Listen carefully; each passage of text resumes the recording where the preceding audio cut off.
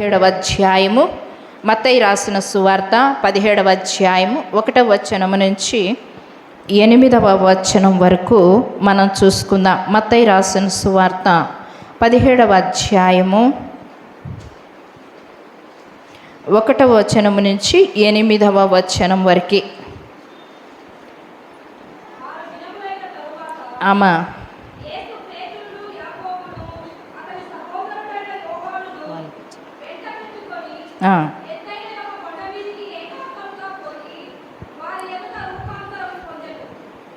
ముఖము సూర్యుని వలె ప్రకాశించెను, ఆయన వస్త్రములు వెలుగు వలె తెల్లని వాయెను. ఇదిగో మోసేయు ఏలియాయు వారికి కనబడి ఆయనతో మాటలాడుచుండురి. అప్పుడు పేతురు, ప్రభువా, మనమిక్కడ ఉండుట మంచిది. నీకిష్టమైతే ఇక్కడ నీకు ఒకటియు, మోసేకు ఒకటియు, ఏలియాకు ఒకటియు 3 పర్ణశాలలు కట్టుదునని యేసుతో చెప్పెను. అతడు ఇంకనూ మాటలాడుచుండగా ఇదిగో ప్రకాశమానమైన ఒక మేఘము వారిని కమ్ముకొనెను. ఇదిగో ఈయన నా ప్రియ కుమారుడు, ఈయన యందు నేను ఆనందించుచున్నాను, ఈయన మాట వినుడని ఒక శబ్దము ఆ మేఘములో నుండి పుట్టెను. శిష్యులు ఈ మాట విని బోర్లపడి మిక్కిలి భయపడగా యేసు వారి యొద్దకు వచ్చి వారిని ముట్టి, లెండి, భయపడకుడని చెప్పెను. వారు కన్నులెత్తి చూడగా యేసు తప్ప మరి ఎవరునూ వారికి కనబడలేదు. దేవునికి స్తోత్రం, హల్లెలూయా. ఇదే వాక్య భాగమే, మీరు రెఫరెన్స్ రాసుకోండి దయచేసి పక్కన. మత్తయి రాసిన సువార్త 17:1-8 కామా పెట్టేసి, లూకా రాసిన సువార్త 9వ అధ్యాయము 28వ వచనం నుంచి 36వ వచనం వరకు. తర్వాత మార్కు సువార్త 9వ అధ్యాయము 2వ వచనం నుంచి 8వ వచనం వరకు మనం చూసుకుందాం. ఇప్పుడు మత్తయి రాసిన సువార్తలో మనం చెప్పినటువంటి మాట 17వ అధ్యాయము 1వ వచనాన్ని ఒక్కసారి చదవండి. మత్తయి రాసిన సువార్త 17వ అధ్యాయము 1వ వచనం. 6 దినములైన తరువాత చాలుమా. లూకా రాసిన సువార్త 9వ అధ్యాయము 28వ వచనాన్ని చూసుకుందాం. లూకా రాసిన సువార్త ఆ మాటలు చెప్పినది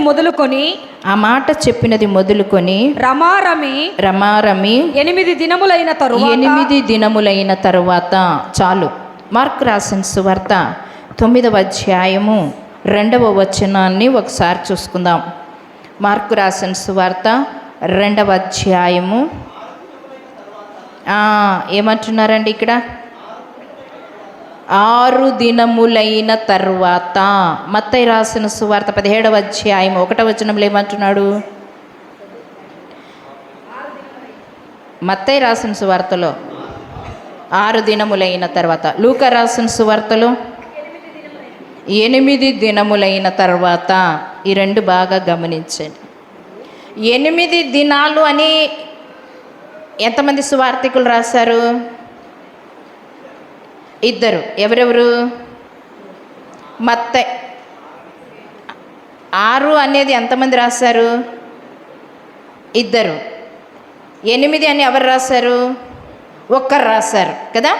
సువార్తలు 3 రాశారు. 3 సువార్తలు. యోహాను సువార్తలు లేదు. మత్తయి, మార్కు, లూకాలో మాత్రమే ఉంది. 8 దినాలు అని 6 దినాలు అని రాసినట్టుగా మనం లేఖనంలో చూస్తున్నాం. మరి తేడా ఏమి? 8 దినాలు అన్నారు, 6 దినాలు అన్నారు. పరిశుద్ధ గ్రంథం తప్పు రాస్తుందా? లేదు. పరిశుద్ధ గ్రంథం తప్పు పట్టడానికి వీలు లేదు. పరిశుద్ధ గ్రంథం ఎక్కడ చూసినా ఏ పొరపాటు లేదు, ఏ తప్పిదము కూడా లేదు అంటున్నాడు. వేటిని కలపకూడదు, వేటిని కూడా తీసివేయకూడదు అని కూడా అంటున్నాడు. మరి ఇక్కడ 8 దినాలు అంటున్నాడు, అక్కడ 6 దినాలు అని అంటున్నాడు. దీని తేడా ఏమి అని మనం ఆలోచన చేస్తే కనుక, మత్తయి రాసిన సువార్త 16వ అధ్యాయము 15వ అధ్యాయంలోకి మనం చూసి చదువుకున్నట్లయితే కనుక, ఆయన మాట్లాడిన దినము పునరుత్థాన దినం అవుతుంది. పునరుత్థాన దినము మొదలుకొని ఇక్కడ ప్రభువారు రూపాంతరము పొందేటువంటి పునరుత్థాన దినం వరకు మనం చూసుకున్నట్లయితే 8 రోజులు అవుతుంది. ఆలోచన చేయండి. ఆదివారం నుంచి మరలా ఆదివారం వరకు లెక్క పెడితే ఎన్ని రోజులు అవుతాయి? కౌంట్ చేయండి ఫింగర్స్ పెట్టుకొని. 8 రోజులు అవుతుంది. తర్వాత మార్కు రాసినది ఏమంటున్నాడు? 6 దినాలు అని అంటున్నాడు కదా. మార్కా లూకానా? లూకా 6 దినాలు అని అంటున్నాడు. 6 దినాలు అంటున్నాడు. లూకా ఎక్కడ ఏ విధంగా కౌంట్ చేశాడంటే అక్కడ ఆ ఆదివారాన్ని వదిలేశాడు, ఇక్కడ ఈ ఆదివారాన్ని వదిలేశాడు. అప్పుడు ఎన్ని రోజులు అవుతుంది? 6 రోజులు అవుతుంది. వారు కౌంట్ చేసుకునేది ఈ విధంగా కౌంట్ చేసుకున్నారు వాళ్ళు కదా. అర్థమైందా? ఈ 2 సువార్తికులు మత్తయి మార్కు ఏమనుకున్నారు? 8 రోజులు అనుకున్నారు. లూకా గారు ఏమనుకున్నారు? 6 రోజులు అనుకున్నారు. అంటే ఆయన పునరుత్థాన దినాన్ని లెక్క పెట్టలేదు, మరలా పునరుత్థాన దినాన్ని లెక్క పెట్టలేదు. 6 రోజుల తర్వాత అంటున్నాడు. ఇక్కడ 8 రోజులు అని అంటున్నాడు. ఇక్కడ 8 రోజులు. దీన్ని బాగా జ్ఞాపకం చేసుకోండి, రాసుకోవడానికి కూడా మీరు ప్రయత్నం చేయండి. కొన్ని విషయాలలో కూడా దావీదు మందస్సాన్ని తీసుకొని వస్తూ ఉండేటప్పుడు కూడా కొన్ని కల్లాలు కానివ్వండి, ఒక పొలాలు కానివ్వండి, కానీ వేరువేరుగా రాశారు. కానీ దాని అర్థాలు అదే పరమార్థంతోనే కూడి ఉంది. ఇది వేరే కళ్ళం అనుందే, ఇది వేరే భూమి అనుందే అనేది వ్యత్యాసము లేదు, కానీ ఒకటే పరమార్థంతో కూడినటువంటి అర్థాలు అయి ఉంటున్నాయి. అదే రీతిగా మనము వాక్యంలో చూసినట్లయితే మత్తయి రాసిన సువార్త 17వ అధ్యాయము 1-2 వచనాలను మాత్రమే మనం చూసుకుందాం ఈరోజు.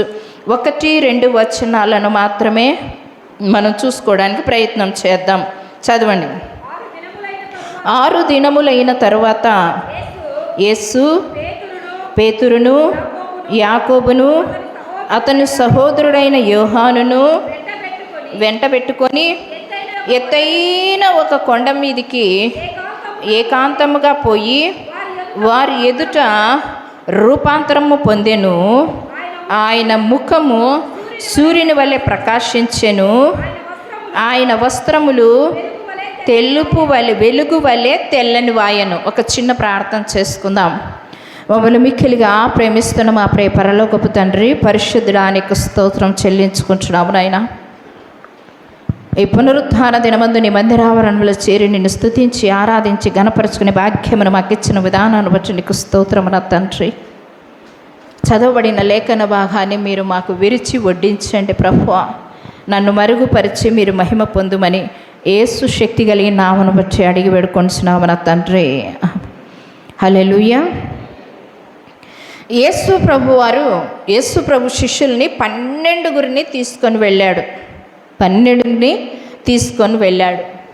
ఈ కొండ గురించి ఆయన ఒక కొండ మీదకి వెళ్ళినప్పుడు కొంతమంది పండితులు ఏమని చెప్తున్నారంటే ఆ కొండ ఈ కొండ అని చెప్తున్నారు. ఆ కొండ ఈ కొండ అని చెప్తున్నారు. అది క్లియర్గా మనకి చెప్పబడలేదు. అందుకే కొండ ప్రాంతము అని అంటున్నారు. ఆయన ఏకాంతముగా ఒక కొండ మీదకి వెళ్ళాను అని అంటున్నాడు. కానీ ఆయన కొండ మీదకి వెళ్ళేటప్పుడు యేసు ప్రభు వారు 12 మంది శిష్యుల్ని తీసుకువెళ్ళారు. 12 మందిని తీసుకొని వెళ్ళారు. తర్వాత 9 పక్కన పెట్టేసి మరలా 3 తీసుకొని ఆయన ఏం చేశాడంట, పై ప్రాంతానికి వెళ్ళాడు. కొంచెం దిగువ భాగమున 9 మందిని పెట్టాడు, కొంచెం పై భాగమున 3 తీసుకొని వెళ్ళాడు. 3 ప్లస్ యేసు ప్రభు వారు 4 కలిసి వారు ప్రార్థించేటువంటి స్థలానికి, ఎత్తైన ప్రాంతానికి వెళ్ళి వారు ప్రార్థన చేస్తున్నారు. 9 మంది ఇక్కడున్నారు, 3 ఇక్కడున్నారు. ప్రభువారు ఇంకా కొంచెం ఎత్తైన ప్రాంతానికి వెళ్ళి ఆయన ప్రార్థన చేస్తూ ఉన్నారు. మరి ప్రభువారు ఎందుకు ఆ 3 ఆ కొండ ప్రాంతానికి తీసుకొని వెళ్ళారు? 12 మందిని ఎందుకు తీసుకొని వెళ్ళలేదు? 12 మందిని ఎందుకు తీసుకొని వెళ్ళలేదు? ఈ ప్రాంతానికి 12 మందిని తీసుకొని రావచ్చు కదా. 9 ఇక్కడ పెట్టాడు, ఇక్కడ 3 తీసుకొచ్చాడు. మరలా ఎత్తైన ప్రాంతానికి ఆయన వెళ్ళి ఒంటరిగా ఆయన ప్రార్థన చేస్తూ ఉన్నారు. ఆయన దేవుని తండ్రికి మొరపెడుతూ ఉన్నట్టుగా మనము లేఖనంలో చూస్తూ ఉన్నాం. ఆ ప్రార్థన చేసేటప్పుడు కూడా ఆయన విషయాలు కొన్ని మనకు ఇక్కడ నేర్పించబడుతూ ఉన్నాయి. అదే రీతిగా ఆ 3 ఎందుకు పైకి తీసుకొని వెళ్ళాడు అనే విషయాన్ని పేతురు, యాకోబు, అతని యోహాను సహోదరుడైనటువంటి యాకోబు, ఈయన యోహాను, పేతురు, యాకోబు, యోహాను, ఆ 3 కలిసి ఆ కొండ మీదకి వచ్చారు. ఎందుకు ఆ ముగ్గురినే దేవుడు ఎన్నుకున్నాడు అనే విషయాన్ని మనం కనుక బాగా ఆలోచన చేసినట్లయితే కనుక పేతురు యేసు ప్రభువారు ఒక మాట అంటున్నారు. యోహాను రాసిన సువార్తలో మనం చూసినట్లయితే కనుక అక్కడ చెప్తూ ఉండేటువంటి మాటను మనం చూసిన 21వ అధ్యాయం 15వ వచనంలో మనం చూసినట్లయితే అక్కడ చెప్తున్నటువంటి మాట, యేసు ప్రభువారు పేతురుతో అంటున్నాడు, వారు భోజనము చేసిన తర్వాత యేసు సీమోను పేతురుని చూచి, యోహాను కుమారుడైన సీమోను, అయ్యా వీరందరికంటే ఏమంట, యేసు ప్రభు శిష్యులు అందరూ ఉన్నారు అక్కడ. అందరూ ఉన్నప్పుడు ప్రభు వారు పేతురుతో మాట్లాడుతున్నారు. ఏమని మాట్లాడుతున్నారంటే, పేతురు వీరందరికంటే నీవు నన్ను ఎక్కువగా ప్రేమించుచున్నావా? అంటే ప్రభువారి సందేశం ఏమి ఇక్కడ, ప్రభువారి యొక్క మాటతత్వం ఏమి ఇక్కడ, వీరందరికంటే నన్ను నీవు ఎక్కువగా ప్రేమిస్తున్నావా అంటున్నాడు. అంటే ఈయనను ప్రేమించేవారు వాళ్ళల్లో ఆ ప్రేమ తక్కువగా ఉంది. మిగతా వారిలో ఆయన మీద ఉంచినటువంటి ప్రేమ ఏముందంట, తక్కువగా ఉంది. కానీ ఇక్కడ పేతురుని అడుగుతున్నాడు, వీరికంటే వారి 50% ఉంటే ఈయన ఏమంటున్నాడు, కనీసం నువ్వు 75% అన్నా ఉన్నావా, 80% అన్నా ఉన్నావా, 90% ఉన్నావా, 100% ఉన్నావా అడుగుతున్నాడు అక్కడ. వీరికంటే నువ్వు నన్ను ఎక్కువగా ప్రేమించుచున్నావా? అప్పుడు పేతురు అంటున్నటువంటి మాట ఏమంటున్నాడంటే, అవును ప్రభువా, నేను నిన్ను ప్రేమించుచున్నాను. మరలా రెండవసారి అడుగుతాడు, పేతురు నువ్వు నన్ను నిజముగా ప్రేమించుచున్నావంటే రెండవసారి ఇంకొక మాట అంటాడు. ఏమంటాడో చూడండి. అయ్యా, ఫస్ట్ సారి ఏమంటాడు, నేను నిన్ను ప్రేమిస్తున్నానయ్యా అంటాడు. రెండవసారి ఏమంటాడు, నీవే ఎరుగుదువయ్యా. నేను ప్రేమించిండేది, నేను ప్రేమించనిది నీవే ఎరుగుదువయ్యా. మళ్ళీ మూడవసారి అడుగుతాడు.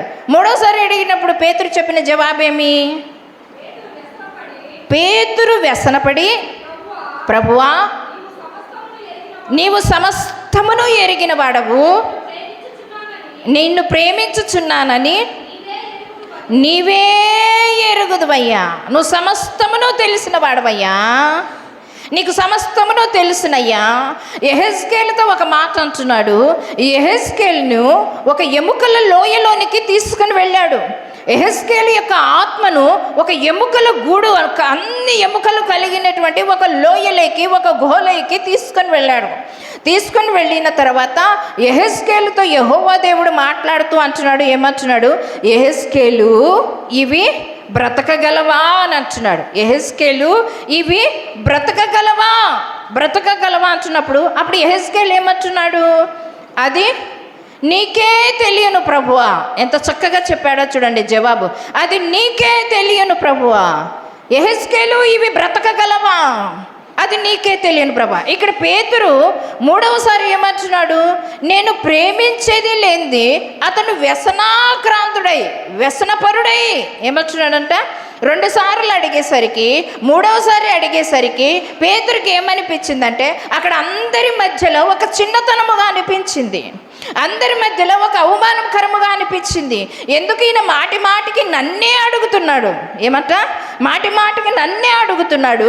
అక్కడ 12 మంది శిష్యులు ఉన్నారు, వారిని ఎవరిని అడగడం లేదు, కానీ నన్నే అడుగుతున్నాడు. అందుకు ఆయన అంటున్నాడు వ్యసనపరుడై, అయ్యా నేను ప్రేమించేది లేనిది నీకే తెలుసునయ్యా, నీకే తెలుసయ్యా, నేను ప్రేమిస్తున్నది లేనిది. ఇటువంటి సందర్భము పేతురుని చూసినట్టుగా మనం చూస్తున్నాం. తరువాత మనం లేఖనంలో చూసినట్లయితే యాకోబు, యోహానును, మరి వాళ్ళని ఎందుకు దేవుడు అక్కడికి తీసుకొని వెళ్ళాడు అని మనము బాగా ఆలోచన చేసినట్లయితే మార్కు రాసిన సువార్త 3వ అధ్యాయము 17వ వచనంలో మనం చూసినట్లయితే యాకోబును అతని సహోదరుడైనటువంటి యోహానును అక్కడ చూసినట్లయితే ఉరిమెడి వారు మీరు, ఏమంటున్నాడు, ఉరిమెడి వారు మీరు చెప్తాడు. చూడండి అక్కడ చూసినట్లయితే, జెబెదయి కుమారుడకు యాకోబు అతని సహోదరుడైన యోహాను వీరిద్దరికి ఆయన బోయనెర్గేసు అని పేరు పెట్టాను. బోయనెర్గేసు అనగా ఉరిమిడి వారని అర్థం. ఏమంట? బోయనెర్గేస్ అనగా ఉరిమిడి వారు. ఎందుకు ఆ మాటని చెప్పాడు? వారిద్దరికి చెప్పాడు ఆ మాట. ఎవరిద్దరికి? యోహానికి, యాకోబుకి. ఆ మాట ఇద్దరికి వర్ణించాడు. ఏమని వర్ణించాడంటే, బోయనెర్గేసు అంటే ఉరిమిడి వారు మీరు. ఎందుకు ఆ మాటను పలకవలసింది అని మనం ఆలోచన చేస్తే కనుక, ఒకసారి యేసుప్రభు శిష్యులు సువార్తను ప్రకటించడానికి వెళుతూ ఉన్నారు. వెళుతూ ఉండేటప్పుడు ఒక గ్రామస్తులంట వారిని చేర్చుకోలేదు. ఏమంట? ఒక గ్రామస్తులు వారిని చేర్చుకోలేదు. నిజమే, మనం కూడా చాలామంది ఏం చేస్తామంటే, ప్రార్థనకు వస్తున్నామమ్మా అని అంటే ఏమంటారు తెలుసా? ఈ వారం మాకొద్దులే, ఈ వారము మాకొద్దులే, మాకు ప్రార్థన వద్దులే, వచ్చే వారం రాపోండి మీరు, వచ్చే వారము రాపోండి మీరు అంటే వాళ్ళు ఏమి అడుక్కు తినే వల్ల? ఒకసారి ఆలోచించండి. నీ ఇంటి ముందరికి వచ్చి మేము ప్రార్థన చేస్తాము అని అన్నప్పుడు, ఒక సేవకులు వచ్చినప్పుడు, ఒక బోధకులు వచ్చినప్పుడు, బైబిల్ పట్టుకొని వచ్చినప్పుడు, మాకు ఈ వారం వద్దులే, మేము వచ్చే వారము చేయించుకుంటాము. నువ్వు ఆ అవకాశం ఎప్పుడు దొరుకుతుందా అని ఎదురు చూడాలి తప్పితే, అవకాశం ఎప్పుడు వస్తుందా అని ఎదురు చూడాలి తప్పితే, సేవకులు ఇంటిలో అడుగు పెడితే చాలే అని అనుకోవాల్సిందే తప్పితే, వద్దులే వెనక్కి పంపించేస్తున్నాం. మనకేం చేస్తున్నాం? వస్తున్న ఆశీర్వాదాన్ని, వస్తున్న కృపను, వస్తున్న మేళ్లను, వాటినన్నిటిని మనం ఏం చేస్తున్నాం తెలుసా? వెనక్కి నెట్టేస్తున్నాం. అదే రీతిగా యేసుప్రభు శిష్యులు ఒక ప్రాంతానికి వెళ్ళినప్పుడు ఆ ప్రాంతం వారు ఆయనని స్వీకరించలేదు. అంటే ఆ ప్రాంతంలోకి రానివ్వకుండా ఆపివేస్తున్నారు.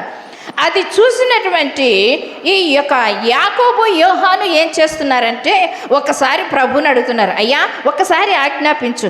ఆకాశము నుండి ఏం చేస్తారంట? అగ్నిని దించి వీరందరిని దహించే రీతిగా చేద్దాం. ఏమంటున్నారు? అది కూడా చూద్దాం. లూకా రాసిన సువార్త 9వ అధ్యాయము 53వ వచనం నుంచి 54వ వచనం వరకు చూసుకుందాం. లూకా రాసిన సువార్త 9వ అధ్యాయము 53వ వచనం నుంచి, ఆయన యెరూషలేముకు వెళ్ళగా, చదువుమా. వారు ఆయనను చేర్చుకొనలేదు. శిష్యులైన యాకోబును, యోహానును అది చూచి, ప్రభువా, ఆకాశము నుండి అగ్ని దిగి వీరిని నాశనము చేయునట్లు మేము ఆజ్ఞాపించుట నీకిష్టమా అని వారిని అడగగా. ఏమంటున్నారండి? ఈ ఇద్దరు సహోదరులు యేసు ప్రభువుని అడుగుతున్నారు, మనల్ని వీరు చేర్చుకోలేదయ్యా, మనమంటే వీళ్ళు ఏమనుకుంటున్నారయ్యా, మనం చనిపోయిన వారిని లేపుతున్నాము, కలుపుకుంటున్నారు. ఇక్కడ యేసు ప్రభుతో ఏమని కలుపుకుంటున్నారు? చేసిండేది ఆయన, చేసిండేది గొప్ప కార్యం ఆయన. మనం పోతే రోగాలు బాగైపోతున్నాయి, మరణం నుండి జీవంలోకి దాటిస్తూ ఉన్నాము. కుష్ఠరోగులు బాగైపోతున్నారు, కుంటివారు గుడ్డివారు బాగైపోతున్నారు, చూపును పొందుకుంటున్నారు, వినికిడిని పొందుతున్నారు, చాంద్ర రోగము కలిగినటువంటి వారు బాగైతున్నారు, దయ్యాలు విడిపోతున్నాయి. కానీ ఈ ప్రాంతం వారు ఇవన్నీ గుర్తెరగగా మనల్ని ఆహ్వానించలేదే. మనల్ని ఏం చేయలేదు? ఆహ్వానించలేదు. ఆహ్వానించనందువలన మనం ఏం చేయాలంటున్నాడు? ఆకాశం నుండి అగ్నిని దింపి ఈ ప్రాంతపు వారిని, వీరిని దహించి వేసేద్దాం. ఏమంట? దహించి వేసేద్దాము. అక్కడ ఉన్నటువంటి శిష్యులకి ఎవ్వరికీ కూడా ఆ యొక్క సందేహం రాలేదు, ఆ మాటలు రాలేదు. కానీ ఎవరికి వచ్చాయి? యోహానికి, యాకోబుకు మాత్రమే వచ్చాయి. అంటే వారు ఉరుముతూ ఉంటారు. అప్పుడప్పుడు ఏం చేస్తుంటారంట? వాళ్ళు ఉరుముతుంటారు. ఆ పేరుకు సంబంధించినటువంటి బోయనెర్గేసు అంటే ఉరిమిడి వారు. అప్పుడప్పుడు ఏం చేస్తారంట? ఉరుముతూ ఉంటారంట. పేతురు కూడా దుడుకు స్వభావం కలిగిన వాడు. పేతురు కూడా అనేక విషయాలలో ఏం చేస్తాడంటే, ప్రభువా, నేను కూడా నీళ్ళలో నడుస్తున్నా. ఆ పడవలో కూర్చున్న శిష్యులందరూ అడుగుతున్నారు, ఒరే నోరు మూసుకోరా, ఎక్కడికి పోయినా నువ్వు క్వశ్చన్ల మీద క్వశ్చన్లు వేస్తూనే ఉంటావు, నువ్వు ఎక్కడికి పోయినా కూడా మాట మీద మాట వేస్తూనే ఉంటావు, మాకందరికీ కాబట్లేదు, నీకు ఒక్కడికే నీళ్ళ మీద నడచాలా? నువ్వు ప్రభు నడుస్తున్నారు కదా, చూస్తున్నాము కదా, నీకెందుకు ఆ సందేహము, నీకెందుకు వెళ్ళాలి అని అనుకున్నా. ఒకసారి చూద్దాం, ఒకసారి ట్రై చేద్దాం. యేసు ప్రభు నాకంటే మీరు గొప్ప కార్యాలు చేస్తామని అన్నాడు కదా. మరి ఆయన గొప్ప కార్యాలు చేస్తూ ఉండేటప్పుడు, ఆయన నీళ్ళ మీద నడుస్తూ ఉండేటప్పుడు నేను కూడా నీళ్ళ మీద నడచడానికి ట్రై చేస్తాను. మీరెందుకు? మీరు అడగలేరు, ధైర్యం చేయలేరు, మీరు ముచ్చుగా ఉంటారు, లోపలే సూది పెట్టి కుచ్చుతూ ఉంటారు మీరు, నేను పైకి ఉంటాను కదా. కొంతమంది లోపలే గాయపరుస్తుంటారు, మానసికంగా వేదనకు ఒత్తిడి గురి చేస్తూ ఉంటారు. కొంతమంది పైనే మాటలను విసిరేస్తూ ఉంటారు కదా. వాళ్ళని నమ్మొచ్చు, కానీ లోపలికి వచ్చే వాళ్ళని ఎప్పటికీ నమ్మొద్దండి కదా. లోపల ఉండే వాళ్ళని ఎప్పటికీ నమ్మొద్దండి. మిగతా శిష్యులంతా ఏం చేస్తున్నారు తెలుసా? మిగతా శిష్యులంతా గమ్మునున్నారు. గమ్మునుండడమే కాకుండా పేతురుని కూడా అరుస్తున్నారు. నీకెందుకురా ఇవన్నీ, నీకెందుకురా ఈ బాధ అంతా, నీకెందుకురా ఈ సమస్య అంతా, ఊరికే కూర్చోరా, ఆయన ఏదో భూతం అని చెప్పేసి మనం ఇంతవరకు భయపడ్డాము, ఆ వణుకుడు ఇంకా ఇంతవరకే పోలేదు, ఇంకా పోలేదు ఆ వణుకుడు. కానీ నువ్వు మళ్ళీ ఏమంటున్నావు తెలుసా? ఆయన నడిచి వస్తుంటే, ప్రభువా నిజంగా నువ్వు క్రీస్తు అయితే, నిజంగా నజరుడైన యేసు అయితే, నువ్వు నిజంగా నీళ్ళ మీద నడిచినట్లయితే నేను కూడా నీళ్ళ మీద నడుస్తాను, నేను కూడా నీళ్ళ మీద నడుస్తానయ్యా. సరే ప్రభు అంటున్నాడు, సరే రానైనా రా, నీ విశ్వాసంతో రా అని అన్నాడు. వచ్చాడు, 3 అడుగులు వేశాడు, 4 అడుగులు వేశాడు. మనసులో ఏం చేసుకున్నాడు? అబ్బా, ప్రభుతో పాటు నేను కూడా నీళ్ళ మీద నడిచాను, ప్రభుతో పాటు నేను కూడా నీళ్ళ మీద నడిచాను, ప్రభు చెప్పిన మాట నిజమే, నాకంటే మీరు గొప్ప కార్యాలు చేస్తానని అంటున్నారు కదా, నేను కూడా ఈ గొప్ప కార్యాన్ని చూస్తున్నాను ఇక్కడ, నేను కూడా నీళ్ళ మీద నడిచానయ్యా, మునిగిపోలేదయ్యా, నేను కూడా తేలుతున్నానయ్యా. మృత సముద్రముని ఒకటి ఉంది పరిశుద్ధ గ్రంథంలో, ద్వితీయోపదేశ కాండంలో కనపడుతుంది, మొదటి అధ్యాయంలోనే. ఆ మృత సముద్రం ఏం చేస్తుంది తెలుసా? చనిపోయిన వారిని ఆ సముద్రంలో పారేసిన తర్వాత అది ఏం చేస్తుంది? లోపలికి తీసుకోదు. అది లోపలికి తీసుకోకుండా ఏం చేస్తుంది తెలుసా? అది తీసుకొని వచ్చి నేరుగా పైకెత్తి చూపిస్తుంది. ఏం చేస్తుంది అది? మృత సముద్రము అని అంటారు, దాన్ని మృత సముద్రము అని అంటారు. బాగా జ్ఞాపకం చేస్తాను. కొంతమంది భక్తులు ప్రార్థన చేస్తారు, ప్రభువా నా పాపములు క్షమించబడి ఆ పాపములు సముద్రపు అగాధ జలములలో వాటిని పారద్రోలునైనా, సిలువ వెనక చుట్టూ పారద్రోలునైనా, నీ వీపు వెనక చుట్టూ పారద్రోలునైనా అని ప్రార్థన చేస్తూ ఉంటాము కదా, ప్రార్థన చేస్తూ ఉంటాము. ఇక్కడ ఈ మృత సముద్రము ఏం చేస్తుంది తెలుసా? చనిపోయినటువంటి వారిని మనం అక్కడ పారవేసినప్పుడు, ఎవరైనా అందులో చనిపోయినటువంటి వాళ్ళు కానివ్వండి, ప్రయాణం చేస్తున్నటువంటి వారు కానివ్వండి, అక్కడ అలల చేత కొట్టబడినప్పుడు అక్కడ నిద్రించినటువంటి వారైతేనేమి, ఆ మృతదేహాలను ఏం చేస్తుంది తెలుసా? లోపలికి తీసుకొని పోదు. అది వెంటనే తీసుకొని వచ్చి ఏం చేస్తుంది తెలుసా? పైకి తీసుకొని వస్తుంది. అది మృతదేహాలు పైకే తేలేటట్టుగా చేస్తుంటుంది. అది మృత సముద్రం. ఆ సముద్రం మీద నేను నడుస్తున్నాను కదా, పేతురు అనుకున్నాడు. పేతురు అనుకున్న వెంటనే అతని మనసులో గర్వించినందువలన, అతని మనసులో దేవునితో ఒక సమానుడిగా చేసుకోవడానికి ప్రయత్నం చేసినందువలన, ఇప్పుడు సాతాను ఏం చేశాడు? గర్వించాడు. గర్వించినటువంటి సాతానును ఏం చేశాడు? యెహోవా దేవుడు ఆకాశం నుంచి కిందికి పడద్రోశాడు. ఆ తేజో నక్షత్రమా, ఆకాశం నుంచి నువ్వు ఎట్లా ఊడిపడితివి అని యెషయా ప్రవక్త రాస్తూ ఉన్నాడు. ఇప్పుడు పేతురు కూడా ఏం చేస్తున్నాడు తెలుసా? మనసులో గర్వించినటువంటి వాడై ఉన్నటువంటి ఆ పేతురుని ఏం చేశాడంటే, దుడుకు స్వభావం కలిగినటువంటి ఇతన్ని వెంటనే అక్కడ అలల చేత ఏం చేశాడు? గంభీరమైనటువంటి ధ్వనిని పుట్టించేశాడు. పుట్టించిన వెంటనే ఆ అలల తాకిడికి, ఆ శబ్ద తరంగాలకి, అక్కడ ఆ శబ్దాలు ఆ చెవులో ఎప్పుడైతే చొచ్చాయో ఆ మనసులో ఏమనిపించింది? భయాందోళన అనిపించింది, భయభీతి అనిపించింది. మనసులో ఏమనిపించిందంట? ఈ పాయింట్ గుర్తుపెట్టుకోండి. మనసులో ఏమనిపించింది? భయాందోళన అనిపించింది, భయభీతి అనిపించింది. భయభీతి అంతవరకు అబ్బా నేను నీళ్ళ మీద నడిచానని ప్రభు వైపు కన్నుల్లో కన్ను పెట్టి చూసినటువంటి ఈ యొక్క పేతురు ఎప్పుడైతే యేసు ప్రభు వారు ఆ యొక్క భయంకరమైనటువంటి గాలి పెను తుఫానును, భయంకరమైన శబ్దాన్ని విసిరింప చేయగానే అతని గురి ఏమైపోయింది తెలుసా? లక్ష్యము తప్పిపోయింది. తప్పిపోయినటువంటి ఆ గురి ఎక్కడ చూస్తుంది అంటే శబ్దము మీదను, గాలి మీదను, అలల మీదను చూస్తుంది. ఎప్పుడైతే బయట వైపు చూశాడో, ఈ లోకం వైపు చూశాడో, వెంటనే ఏమైపోయాడు? నీళ్ళల్లో మునిగిపోయాడు. నీళ్ళల్లో మునిగిపోయిన వెంటనే ప్రభువా నన్ను రక్షించు, ప్రభువా నన్ను రక్షించు. 4 అడుగులు వేసినటువంటి పేతురు మరి ప్రభు దగ్గర వరకు ఎందుకు చేరుకోలేకపోయాడు? ప్రభు దగ్గర వరకు ఎందుకు చేరుకోలేకపోయాడంటే మనసులో ఏమైపోయాడు? గర్వించాడు. గర్వించే స్వభావం మనం ఎప్పటికీ కూడా ఉండకూడదు అని అంటున్నాడు. అందుకే ఇక్కడ యాకోబుని, యోహానుని ఏమంటున్నాడు తెలుసా? మీరు ఉరిమెడి వారు, మీరు ఆపండి అని అక్కడ గద్దించాడు, అరిచాడు, కేకవేశాడు. నిజంగా జ్ఞాపకం చేసుకోండి. ఉరిమిడి వారు ఆకాశం నుండి అగ్నిని దించి ఇక్కడ దహించి వేద్దునా, ఆకాశం నుండి దహించి వేద్దునా. ఒకసారి జ్ఞాపకం చేసుకో. ఇటువంటి వారిని అంటే వీరు గొప్ప కార్యాలు చేస్తారు అని యోహానుని ఎందుకు తీసుకున్నాడో తెలుసా? యోహాను రాసిన సువార్తలో మనం చూసినట్లయితే 19వ అధ్యాయం 26వ వచనంలో చూసినట్లయితే, పేతురుని 21వ అధ్యాయంలో చూసినట్లయితే అంటాడు, నీవు నన్ను నిజముగా ప్రేమించుచున్నావా అంటాడు. ఇక్కడ యోహాను అయితే యోహాను గురించి ఏమంటున్నాడో తెలుసా?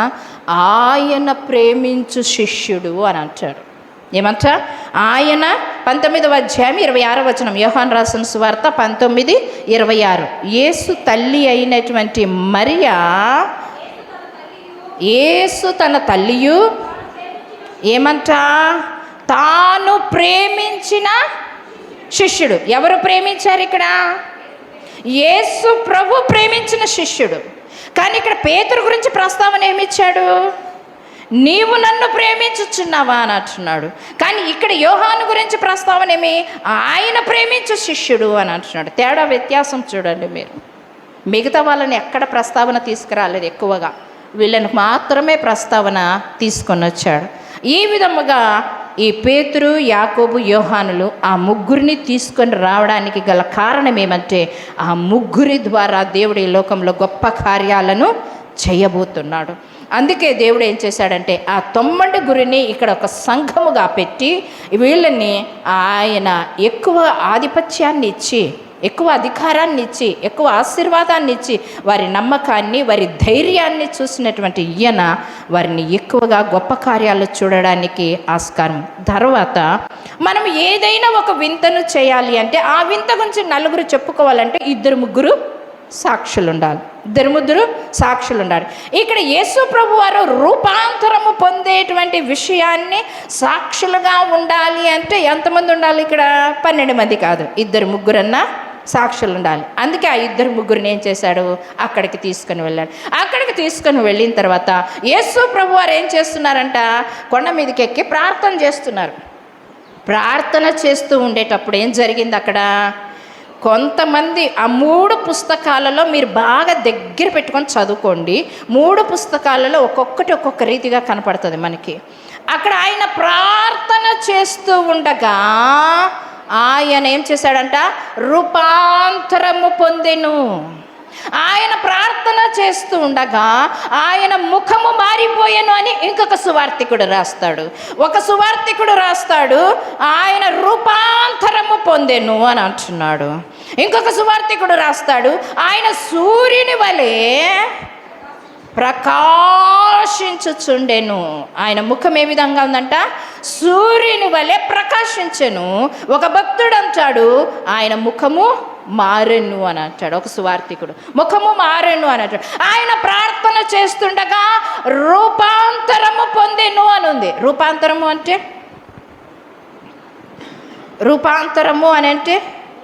మీరేమనుకుంటారు? రూపము మారిపోయాను అని అంటారు. మారిపోయాను అంటే ఏ విధంగా మారిపోయింది?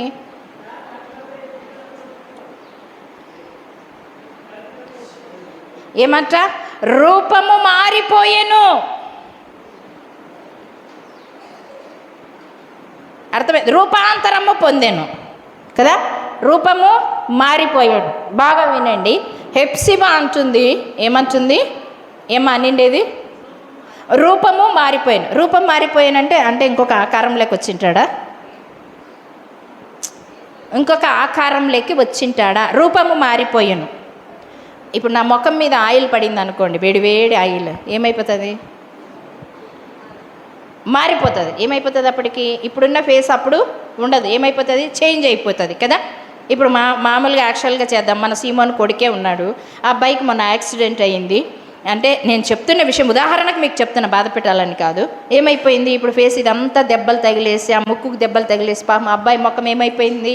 కొంచెం బాధాకరంగా మనం చూడగలుగుతాం కదా, కొంచెం వేదనకరంగా మనం చూడగలుగుతాం. ఇక్కడంట ఆయన రూపము మారిపోయాను, రూపాంతరము పొందెను. రూపాంతరము పొందినంటే బాహ్య రూపము. ఏమంట? బాహ్య రూపము, అంతరంగ స్వభావంలో దైవత్వాన్ని ఎదిగి ఉన్నటువంటి ఆయన, దైవత్వాన్ని పొదిగి ఉన్నటువంటి ఆయన, దైవత్వాన్ని కలిగినటువంటి ఆయన, బాహ్య రూపము మానవ ఆకారాన్ని ధరించి వచ్చినటువంటి ఆయన, మానవ స్వరూపాన్ని ధరించుకొని వచ్చినటువంటి ఆయన మానవ స్వరూపము కూడా దేవునితో సహవాసం చేసుకుంటే, దేవునితో హృదయపూర్వకంగా ప్రార్థన చేస్తే, దేవుని హృదయపూర్వకంగా విశ్వసించినట్లయితే, దేవుని హృదయపూర్వకంగా నువ్వు నమ్మినట్లయితే, మోకరించి విశ్వసించి ప్రార్థన చేసినట్లయితే, నీ అంతరంగములో నుంచి చూసినటువంటి ఆయన పై బాహ్య రూపాన్ని ఏం చేస్తాడంట? మార్చివేస్తాడు. రూపాన్ని ఏం చేస్తాడు? మార్చివేసేస్తాడు. బాగా జ్ఞాపకం చేసుకోండి. నిజమే, ఇక్కడ చెప్తూ ఉన్నాడు, ఆయన రూపాంతరము పొందెను. బాహ్య రూపం ఏమైపోయింది? ఒక ప్రకాశమానముగా అయిపోయింది. దైవత్వము లోపల ఇముడుకున్నటువంటిది సహజమైనటువంటి దైవత్వములోనికి ఆయన వచ్చేసాడు. ఆ వచ్చిన విధానాన్ని ఇప్పుడు ఎవరు చూస్తున్నారు? ఇక్కడ ఎవరు చూస్తున్నారు? శిష్యులు చూస్తున్నారు. ఎందుకు శిష్యులను అక్కడికి దగ్గరికి తీసుకొని వెళ్ళాడు? ఆ రూపాంతర అనుభవాన్ని ఆ ముగ్గురే ఎందుకు చూసే విధంగా చేశాడు? 2-3 సాక్షులు ఉండాలి. ఆయనను గురించి, ఆయన కొండ మీద రూపాంతరం పొందిన విధానాన్ని గురించి, ఆ కొండ మీద మోషే ఏలియాతో మాట్లాడిన విధానాన్ని గురించి, ఆ మోషే ఏలియాలు ఏమి మాట్లాడారు అనే విషయాన్ని, తర్వాత ఆ మోషే ఏలియాలు కూడా వాళ్ళ వర్చస్సు ఏ విధముగా ఉంది, యేసు ప్రభు వారి యొక్క వర్చస్సు ఏ విధముగా ఉంది అని తెలుసుకోవడానికి అక్కడ సాక్షులను తీసుకొని వెళ్ళినట్టుగా మనం చూస్తూ ఉన్నాం. గమనించండి. అందుకే అక్కడ ఏం చేస్తుంటే ఆయన మారిపోయింది. కానీ పౌలు గారు ఒక మాట రాస్తూ ఉన్నారు. పౌలు గారి గురించి కూడా మనం తెలుసుకుందాం. పౌలు మనకు బోధిస్తూ ఉన్నాడు. యేసు ప్రభు ఆనాడు శిష్యులకు తెలియచేశాడు. పౌలు రోమీలకు రాసిన పత్రిక 12వ అధ్యాయం 2వ వచనము. మనం ఏ విధంగా రూపాంతరం పొందాలి అనే విషయాన్ని రోమీలకు రాసిన పత్రిక 12వ అధ్యాయము 2వ వచనాన్ని చూసుకుందాం. మీరు ఈ లోక మర్యాదను అనుసరింపక ఉత్తమును అనుకూలమునైన సంపూర్ణమునైన దేవుని చిత్తమును పరీక్షించి తెలుసుకొనున్నట్లు ఏమంటున్నాడు ఇక్కడ? జాగ్రత్తగా వినండి, చదవండి. మీ మనస్సు మారి నూతన మగుట వలన ఏం పొందుతామంట? ఈయన హృదయంలో యేసు ప్రభువారు మానవ శరీరాన్ని దాల్చి వచ్చాడు. హృదయాంతరంగంలో దైవత్వము ఉంది. ఆ దైవత్వము రూపాంతరాన్ని పొందాడు. మరి ఆయన దేవుడు గనక ఆ యొక్క రూపాంతరాన్ని మనకు చూపించాడు. మరి మానవులమైనటువంటి మనకు పౌలు గారు ఏ విధంగా రూపాంతరము పొందుతాడు అనే విషయాన్ని చెప్తున్నాడు అంటే ఏమంటున్నాడంట? మీ మనస్సు మారి, ఏమంట? మీ మనస్సు మారి నూతన పరచబడటము వలన అంటున్నాడు. బాప్తీసం తీసుకున్న తర్వాత, నువ్వు పాపములన్నీ విడిచిపెట్టిన తర్వాత, క్రీస్తు రక్తము ద్వారా కడగబడిన తర్వాత ఆయన యొక్క ఆత్మ నీ మనస్సులోకి, నీ హృదయంలోకి వస్తుంది. ఎప్పుడైతే ఆ ఆత్మ వస్తుందో, ఆ ఆత్మ వచ్చిన తర్వాత బాహ్య రూపకంగా కూడా నీవేం చేయాలి? మార్పు రావాలి. ఆ మార్పు రాకపోతే గనక లోపల ఉన్నటువంటి పరిశుద్ధాత్మ బయటికి వెడలిపోయిన తర్వాత నువ్వు ఒక్కర కార్యాలను చేయగలుగుతావు. ఎప్పుడు ఆ పరిశుద్ధాత్మ దేవుడు బయటికి వెళ్ళిపోతాడు అంటే దేవునికి నువ్వు అయిష్టమైన పని చేయడము ద్వారా, దేవునికి ఇష్టము లేని పని చేయడము ద్వారా, పాపము చేయడము ద్వారా, దుర్మార్గము చేయడము ద్వారా, కపటము చేయడము ద్వారా, వేషధారణ చేయడము ద్వారా. అందుకే పౌలు అంటాడు, మొదట మీ మనస్సు మారి నూతన పరచబడాలి. నూతన కార్యం ఎక్కడి నుంచి మొదలు కావాలి? అది హృదయాంతరంగములో నుంచి మొలకెత్తబడాలి. అప్పుడు మొలకెత్తబడితేనే నువ్వు ఫలాలను చూడగలుగుతావు, పువ్వులను చూడగలుగుతావు, పిందెలను చూడగలుగుతావు. రూపాంతర అనుభవం నిజమే. జ్ఞాపకం చేసుకోండి. ఇదే మార్చున ఏమర్చునంటే కొలస్సీలకు రాసిన పత్రిక 2వ అధ్యాయము 9వ వచనంలో చూడండి. కొలస్సీలకు రాసినటువంటి పత్రిక, ఏలైనగా దైవత్వం యొక్క సర్వ పరిపూర్ణత శరీరముగా క్రీస్తునందు నివసించుచున్నది. ఏమంట? క్రీస్తుల్లో నివసించుచున్నది అని అంటాడు. గమనించండి, ఆ దైవత్వాన్ని నీ హృదయంలో చేర్చుకున్నావా? రూపాంతరం నువ్వు పొందావా? రూపాంతర అనుభవాన్ని నువ్వు పొందావా? ఆ అనుభవం లేకపోతే పొందడానికి నువ్వు ప్రయత్నం చేయి. మారు మనసు పొందాలి. తర్వాత ఆ రూపాంతర అనుభవాన్ని పొందిన తర్వాత భక్తులు చెప్తూ ఉండేటువంటి మాట, మత్తయి రాసిన సువార్త 17వ అధ్యాయం 2వ వచనంలో చూడండి.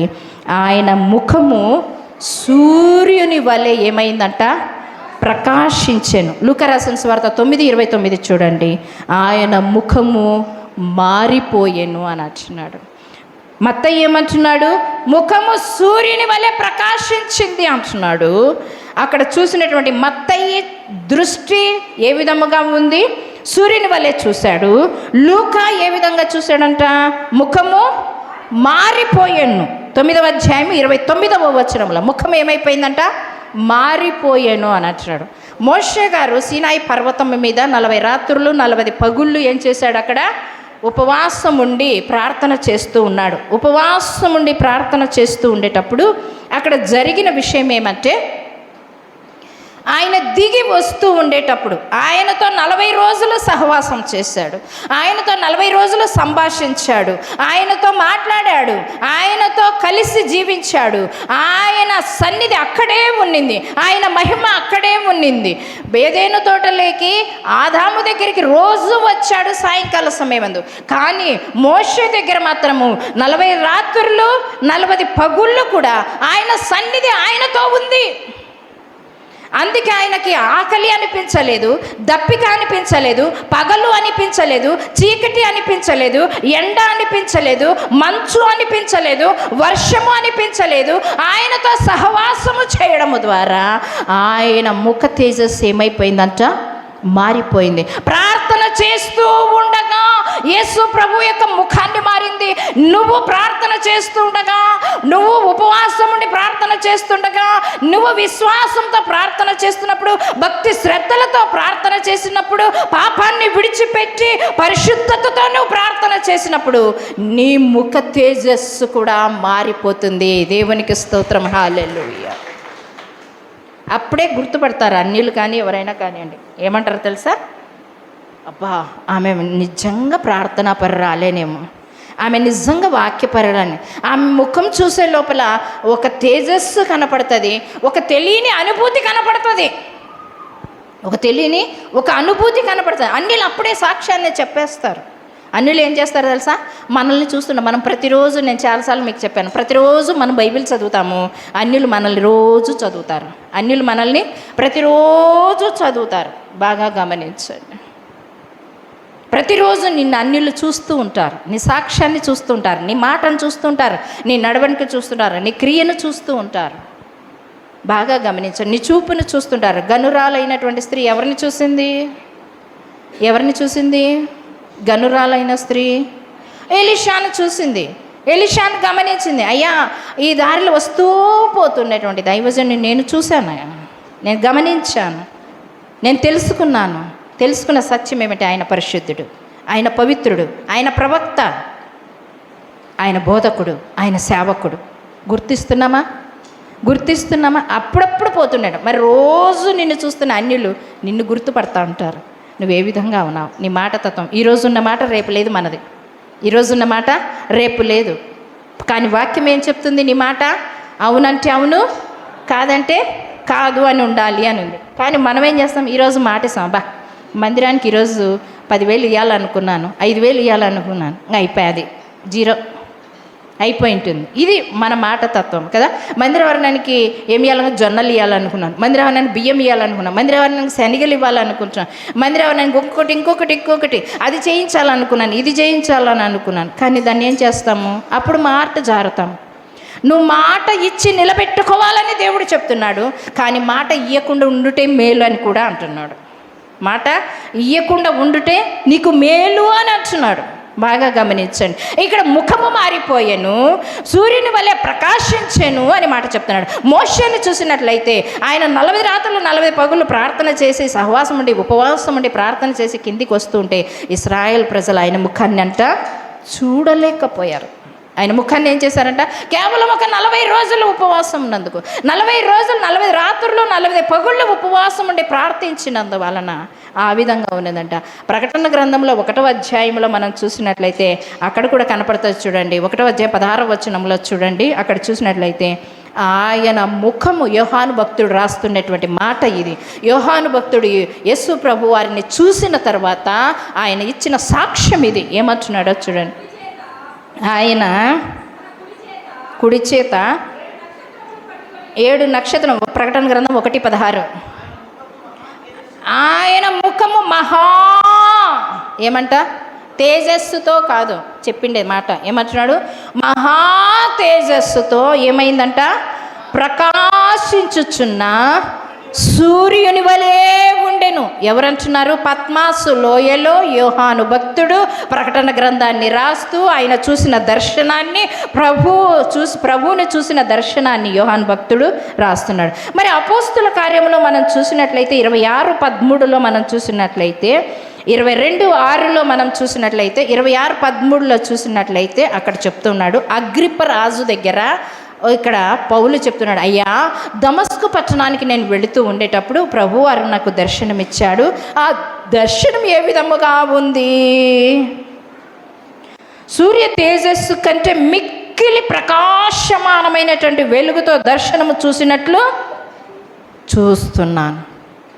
అయ్యా ఈ విధంగా ఉన్నిందయ్యా. అగ్రిప్ప రాజు, సౌలు ఒకప్పుడు స్త్రీలనంతా బాధ పెట్టినవాడు, సౌలు ఒకప్పుడు క్రైస్తవులనందరినీ హింసించినవాడు, సౌలు ఒకప్పుడు వాళ్ళందరినీ తీసుకొని వెళ్ళి ఖైదీలో వేసి బాధ పెట్టినటువంటి వాడు. అటువంటి సౌలునికి ప్రభు దర్శనాన్ని కలిగిన తర్వాత ఆ దర్శనం ఏ విధముగా ఉందో ఒక అన్యుడైనటువంటి అగ్రిప్ప రాజు దగ్గర సాక్ష్యం చెప్తున్నాడు. ఏమని తెలుసా?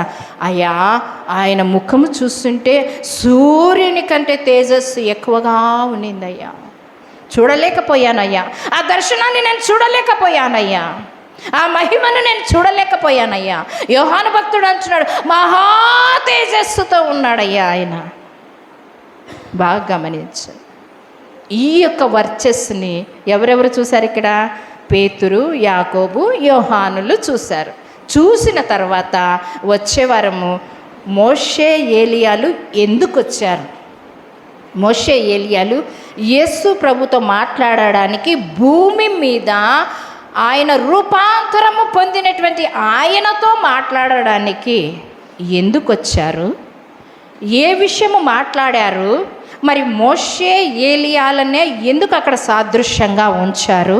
దేనికి సూచనగా వాళ్ళు ఉన్నారు అనే విషయాన్ని వచ్చే వారం మనం తెలుసుకొని కంప్లీట్ చేసుకుందాం. దేవుడి కొద్ది మాటలను దీవించి ఆశీర్వదించును కాక. హల్లెలూయా.